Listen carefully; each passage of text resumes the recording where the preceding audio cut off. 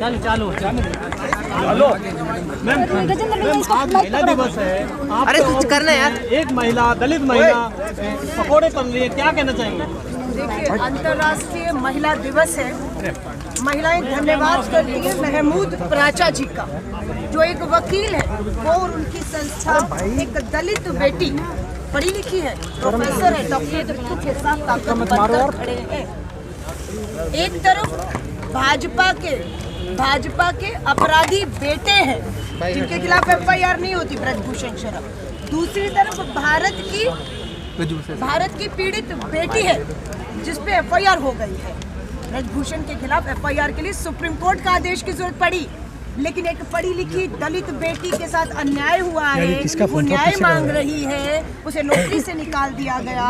वो अपनी जीविका के लिए प्रधानमंत्री जी का ही तो था, पकोड़े बेचो, बेटी बचाओ बेटी पढ़ाओ के नारे के साथ नारा आया पकोड़े बेचो। आज वो पकोड़े बेच रही है पढ़ी लिखी बेटी, और इस पे FIR अन्याय हो रहा है उनके ऊपर। आप देखिए, हमारे एक साथी को बताया तेजाब से हमला किया गया है।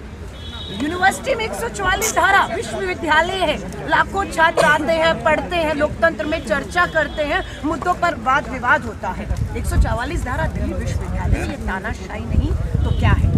आज दुर्भाग्य है, अंतर्राष्ट्रीय महिला दिवस के ऊपर हम देश की महामहिम आदिवासी समाज से आने वाली उड़ीसा से आदरणीय द्रौपदी मुर्मू जी से भी निवेदन करते हैं। एक तरफ आप देश की महिलाओं को मिल रही हैं, जश्न मना रही हैं, उनकी उपलब्धियों का सेहरा सरकार के माथे बांध रही हैं। डॉक्टर रितु भी दलित समाज परिवार से आती है, हमारी बेटी आंदोलन कर रही है। ऐसी बहुत बेटियां हैं जो परिवार हैं जो आपसे मिलना चाहते हैं। आदरणीय राष्ट्रपति जी, प्रधानमंत्री जी के पास समय नहीं है। प्रधानमंत्री जी से हमारी मणिपुर की आदिवासी बेटियां जो सामूहिक बलात्कार की शिकार हुई मिलने आई, प्रधानमंत्री जी ने समय नहीं दिया।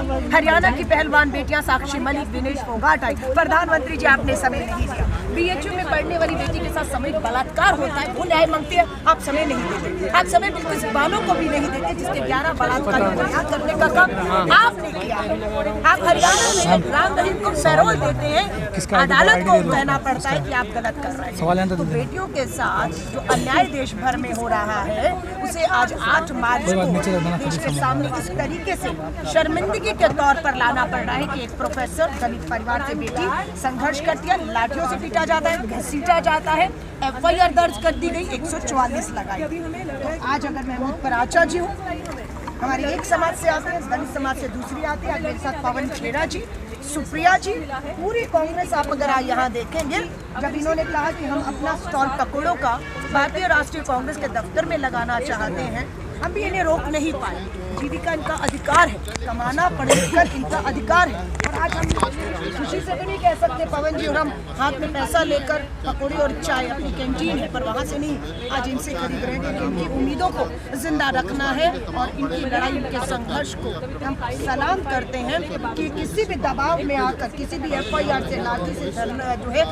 डर नहीं रहे, रुक नहीं रहे, झुक नहीं रहे। और यहाँ से बता दें, राष्ट्रपति जी तक पकौड़े लेकर जाना चाहती हैं, क्योंकि यही तो प्रधानमंत्री जी का सुझाव था। स्मृति ईरानी जी, महिला बाल विकास मंत्री, महिला आयोग की राष्ट्रीय अध्यक्ष, उन सबके पास जाकर ये पकौड़े बेचकर अपनी ईमानदारी से मेहनत की कमाई कमाना चाहिए। वो भी अभी सरकार को मंजूर नहीं है। मोदी जी, आपका परिवार है या नहीं, आपको बताना होगा। मोदी जी मंच से बोलते हैं कि दलितों को मत मारो, मुझे मारो, तब से दलितों पर अत्याचार बढ़े हैं। उनकी भाषण है, खोखली उनकी बातें हैं, इसलिए क्योंकि जब सच्चाई और धरातल पे बात आएगी तो सच्चाई ये हो। ये दलित बेटी है, पढ़ी लिखी प्रोफेसर है, नौकरी से निकाल दी गई है, पकोड़े तल रही है, क्या आपत्ति है? कौन सा अपराध है पकोड़े तलना? अभी ने तो प्रधानमंत्री जी रास्ता दिखाया, पकोड़े तलना। और अभी एक नहीं, अनेकों लाखों